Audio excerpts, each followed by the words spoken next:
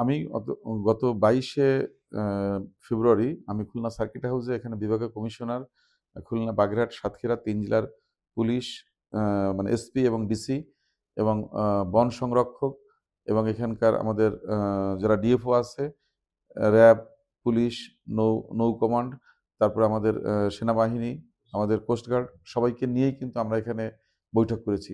তাদের সাজেশন অনুযায়ী আমরা মন্ত্রণালয়ে আলোচনা করেছি এবং ইতিমধ্যে মন্ত্রণালয় থেকে আমরা একটা চিঠি দিয়েছি যে এটাকে নিয়ন্ত্রণ করার জন্য এবং দ্রুত পদক্ষেপ নেওয়ার জন্য।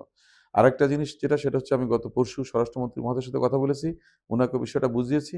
আশা করছি আগামীকাল আবার নতুন করে আরেকটা যৌথ অভিযান শুরু করার জন্য একটা কড়া নির্দেশনা আসবে। কারণ আমরা চাই এখানকার জেলে বা মোয়ালি বাওয়ালি যারা সুন্দরবনে বিকাশ পেমেন্টে 10,000 টাকার বেশি অফার, শপিং চলছে তো আছে জীবন জীবিকার জন্য, তারা যেন নির্বিঘ্নে তাদের সেই মানে কাজটা করতে পারে।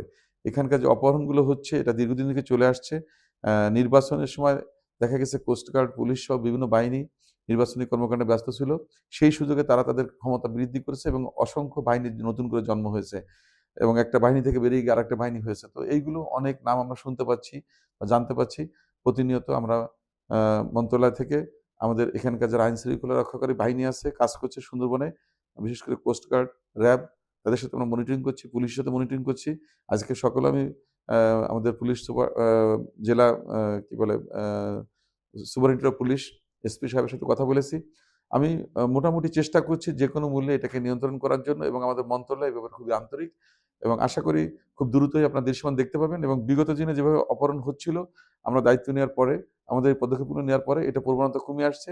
কারণ আমি দুবলাশ্বরে যারা আছেন ওনাদের সাথে কথা বলেছি, তারা বলেছে না, এটা আগে থেকে কুলডাউন হয়েছে বাট পরিপূর্ণভাবে কিন্তু নির্মূল হয়নি। তো আমরা চেষ্টা করব। অবশ্য সুন্দরবনে যারা দস্যু আছে তাদের পক্ষ থেকে অনেকেই চেষ্টা করতেছে আমাদের সাথে আলাপ আলোচনা করে আপনার সারেন্ডার করার জন্য বা মানে করার জন্য। তো আমরা চাই এসব সারেন্ডার বা এগুলো কিছু না, যারা অন্যায় করতেছে তাদেরকে আইনের আওতায় নিয়ে আসতে হবে এবং বিচারের মুখোমুখি করতে হবে। কারণ এইভাবে আমরা দীর্ঘ সময় ধরে এটাকে প্রশ্রয় দিতে পারি না। সুতরাং আশা করব খুব দ্রুতই আমাদের যে উদ্যোগ নিয়েছি এই উদ্যোগের সুফল আমরা সুন্দরবনের যে যারা ব্যবহারকারী আছে, বিশেষ করে জেলে, মোয়ালি, বাওয়ালি, সবাই সেটা পাবে এবং এখানে দস্যুমুক্ত সুন্দরবন হবে।